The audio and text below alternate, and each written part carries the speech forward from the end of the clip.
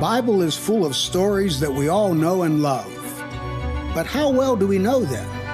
The answer might surprise you. The Bible you thought you knew is going to dive deep into the exquisite details of the biblical stories that make them fascinating and transforming. In this week's podcast, we're going to do another question and answer session. We did that last week. We do these from time to time, answering questions that you send to me to my email, fspina106@gmail.com. This week's question is, should we read the Bible literally? This is a very common question, and most people say, well, only certain people read it literally, and that's a bad way to read it, but they really don't say, well, what do you do if you don't read it literally? So we'll talk about that today. First of all, saying that you should or should not read it literally depends on your definition of what it means to read something literally. Basically, most people who would say that they read the Bible literally mean this, that whatever a narrative tells you, whatever events are related in a narrative, happen just so. If you're reading the Exodus story, every detail of that story happened just so. Or every story about what Jesus did on this day or on that day is exactly what Jesus did on that day. Every event that you read in Kings or Samuel or Genesis is describing what people actually did or what people actually said. And that means if a character says X, Y, and Z, then that character said X, Y, and Z, and so forth.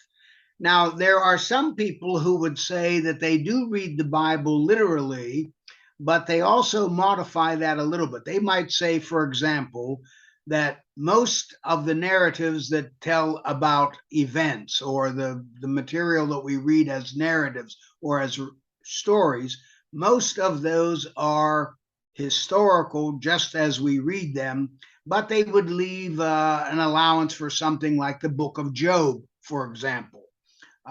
Some people would say, well, Job, that's the story of an actual person who lived, did exactly what it said.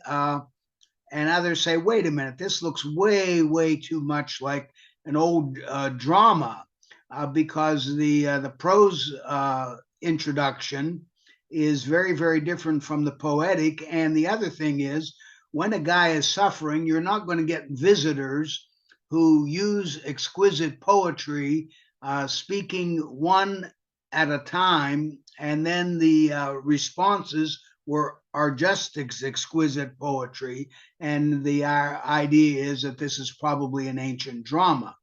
But most people, for the most part, people who call themselves and are proud to call themselves as fundamentalists or evangelicals, they will say, no, we read it literally, and that means that what the Gospels say that Jesus did, or what the Gospels say that Jesus said. The same thing when you're reading about Saul or David or Solomon. Whatever the story says, Saul or David or Solomon did, or Saul, David, and Solomon said, is exactly what you're going to have. Now, of course, what that means is if you're going to read it literally, you're going to have to deal with the fact that the stories do not mesh. There are contradictions. For example, when you read the four Gospels, you get some very, very glaring contradictions. Some of them are really big, like, for example, Mark has no nativity story. Only Matthew and Luke talk about the birth of Jesus as a baby. The Gospel of John also does not have that. And so you're going to have to explain how it is that other gospel writers would leave out something so stupendous. Why in the world would Mark start with Jesus' ministry when Matthew and Luke thought that you have to start with Jesus' birth. And so you would have to deal with those contradictions or other kinds of details. In one gospel, when Jesus is crucified, he is crucified with two other brigands or two other thieves or even two insurrectionists. In one gospel, one of them is critical of Jesus and the other one is sympathetic to him and actually asks Jesus to remember him. In another gospel, both of these condemned criminals condemn Jesus. So you're going to have to deal with those kind of contradictions, as well as when you read other stories. For example, when you read the material in Samuel and Kings, you realize there's another story in First and Second Chronicles, and the details very often are stark. They are very, very different. As well, at some point, people who take the Bible literally are going to have to deal with the fact that most of the New Testament authors read the Greek version of the Old Testament rather than the Hebrew version. And sometimes those differences are not only important, but actually strategic. For example, in the Cain and Abel story, the Greek version is very critical of Cain at the level of his sacrifice. In other words, he's already done something wrong when he makes the sacrifice, and that's something that is reflected in the epistle to the Hebrews, where Cain is criticized for not having the faith that Abel had. In Hebrew, however, in the Hebrew version, Cain did nothing wrong in his offering. His first sin is when he murdered his brother because he was so upset because his offering was not accepted. But because his offering was not accepted, because it came from the ground which was cursed and had nothing to do with him, and even God had said to Cain, if you can handle this, you'll be fine, it'll be okay. Otherwise, you're going to have to deal with future sin. So God does not condemn Cain until the murder in the Hebrew version. And so those kinds of contradictions would have to be dealt with as well. Interestingly, this idea of the historical reading that every event happened just so, or every statement happened just so, comes from the Enlightenment, what we call the Age of Reason, because of it promoted the belief that anything that is unhistorical is ultimately untrue. And ironically, modern biblical criticism derives from this belief, which is why they have tried to deal with the Bible in terms of what is the earliest statements that we can count on in the Bible as being historical, as opposed to accretions or later traditions that were added to it. So modern biblical criticism also derives from this belief that it has to be historical to be true, but they apply a variety of rules to determine what part of the Bible is historical as opposed to what is not. Fundamentalists and evangelicals do not do that, or they say that the tools that can be used verify the historicity of the narrative without remainder, both with the Old Testament and the New Testament.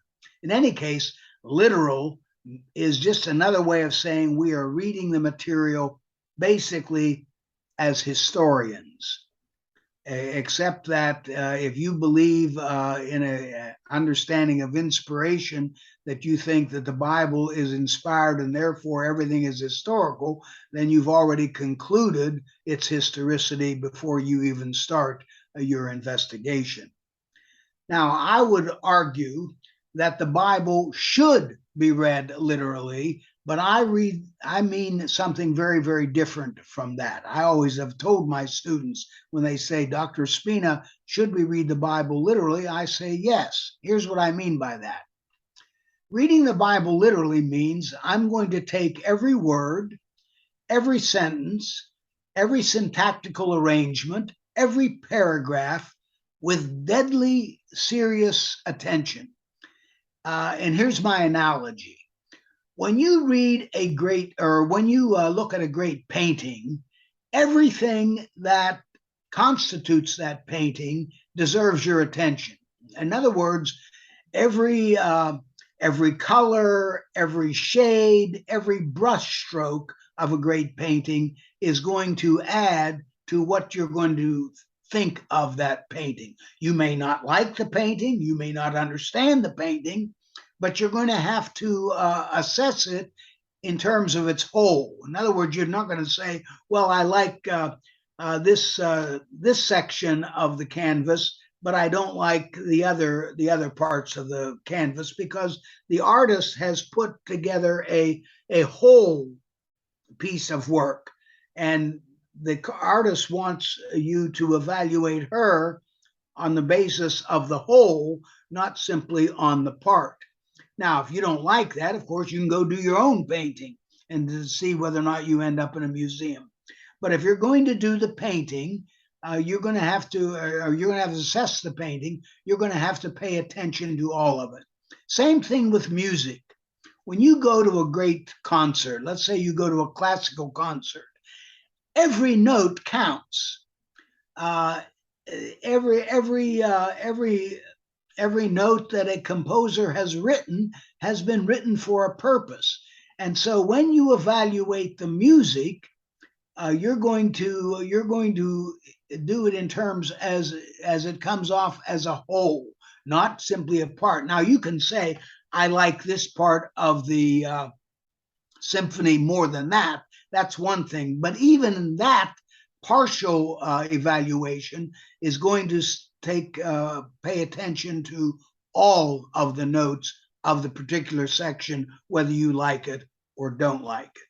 Same thing when you're reading. When you read great literature, and the Bible, it may be other things, but it is great literature, then that means every word, every sentence, every paragraph, every syntactical arrangement has to be taken seriously to interpret. Now, the very fact that interpretation is required is important, because that means that you can't simply read because interpretation is always going on. But we already knew that when you go to a concert, you go to a classical concert, you know that the London Symphony is going to play Beethoven's Fifth Symphony differently from the Philadelphia Philharmonic. Now, you might say both of them are equally brilliant, but they're going to be different. Every time you play a piece of music, it's going to be different depending on the composition, the maestro, and the musicians themselves. But you're still going to deal with the actual music that the composer wrote, just as you're going to do it with the actual words and the syntactical arrangements and the sentences and the paragraphs that you're reading.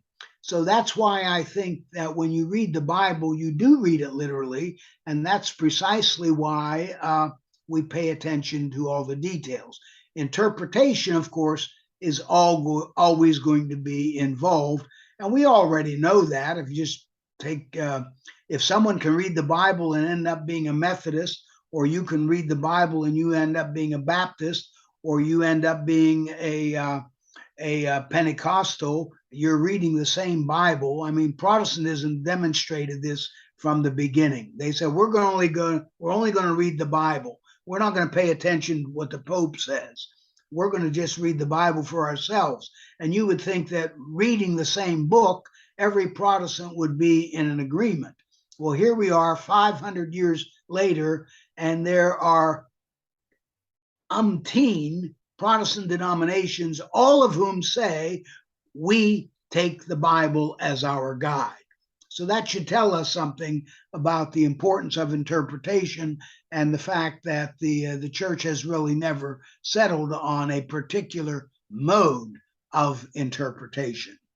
But when you come to the Bible, I would argue to read it literally, not in the old-fashioned sense of taking it historically, but in the sense of taking it artistically and literarily, paying attention to all of the words, all of the sentences, all of the paragraphs. Now, once you do that, you're going to realize that the biblical material is rhetorically geared to persuade. In other words, the whole point of the Bible is not to give you facts or data and then say, well, what do you think of this data? What the Bible does is makes arguments. It's rhetorically powerful, and that's why all of its stories are geared to induce belief. You even get this statement in the end of the Gospel of John, toward the end of the Bible, the Gospel.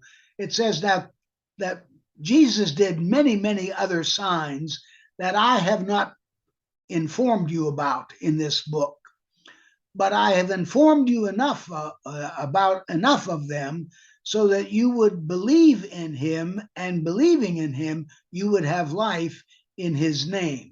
So that tells you, the writer says, well, there's all kinds of things I could have told you about what Jesus had done and what he had said, but I've told you enough to induce your belief. And if you have that belief, if you exercise that belief, you will have life in Jesus' name. And that's exactly what the Gospels are. Each of the Gospels are designed to teach you that what God did in Jesus invites belief, invites faith. It's not just there to say there are these details, this data. And that's why the material in the Bible is infused with poetry, infused with parables. It is completely governed by symbolism and figures and analogies, materials that sometimes are history remembered, but at other times it's history metaphorized. In fact, in a way, all of the biblical material is metaphorical, and that's why it now speaks to the future and not simply to the past. Ironically, both the standard critical approach to the Bible, to say we're going to tell you what we can believe historically and what has come later and deserves less serious appreciation. That ironically is just exactly what the people who are proud to be fundamentalists and evangelicals say. But I think in some sense, both of them miss the idea that what we have in the Bible is a canon, a set of materials that has been put together by a living faith community, first Jews, and then Jews and Gentiles that became the church. And they put this material together in a way that none of the original authors had their same context. In other words, the person who wrote Mark and the person who wrote Luke had no idea that one day their material would be with Matthew and John. And even the New Testament, the people who canonized the New Testament show this. For example, the person who wrote Luke and the person who wrote Acts was the same person. So it sort of was a 2-volume work. I'm going to tell you the story of Jesus, and then I'm going to tell you the story of his followers that became the church afterwards. But when you read the New Testament, you don't get Luke and Acts together. Instead, Luke is now the third gospel. Then there's the fourth gospel, the Gospel of John, and then the book of Acts. And that story of the early church now follows all four of the canonical Gospels, not simply one. And so, in that sense, every author of that material is given a different context for his writing. Also, the Apostle Paul. All of Paul's letters are the earliest examples of the New Testament writing we have. Some of it is as close to Jesus' death and resurrection as 30 years. But when you go to the New Testament, you do not start with Paul, even though Paul wrote first. Paul comes after the Gospels and Acts. Most of those were written much, much later than Paul. And so again, the material has been given to us in a different context, and we need to take that context seriously. So when we come to read the biblical material, I would say, yes, let's read it literally, but let's realize that literal means different things to different people. We do not mean by that the Bible has to be judged in terms of its historicity without remainder. Of course, there are historical events and historical people that have to be taken seriously that are reflected in the Bible. But the biblical material does much more than simply give us raw data about those people or about what they said. This material has been put together to induce faith, to induce religious activity, and so forth. So that's how I'm going to answer the question, do we read the Bible literally? We'll do another podcast next week. In the meantime, please go to my website, faspina.com. Let me know what your email is so that I can contact you when we are ready with our mini courses that are going to be soon be developed.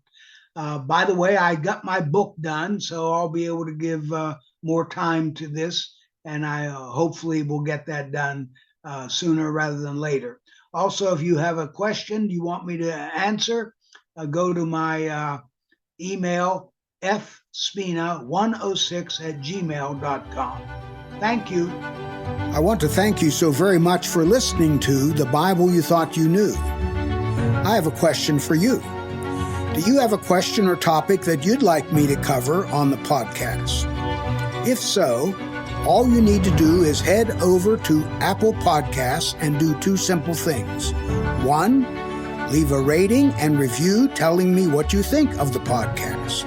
Two, in that review, ask anything you want related to the Bible. That's all you have to do. Then, listen in to hear your question answered on a future episode. Join us next time on The Bible You Thought You Knew when we discuss Jesus' personal Bible. God bless.